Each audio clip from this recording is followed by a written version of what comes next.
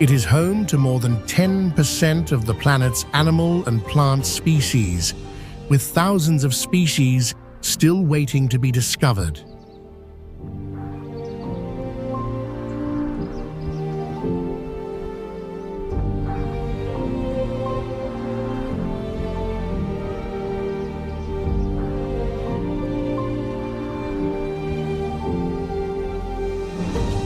The Amazon is also known as the lungs of the Earth because it produces about 20% of the planet's oxygen.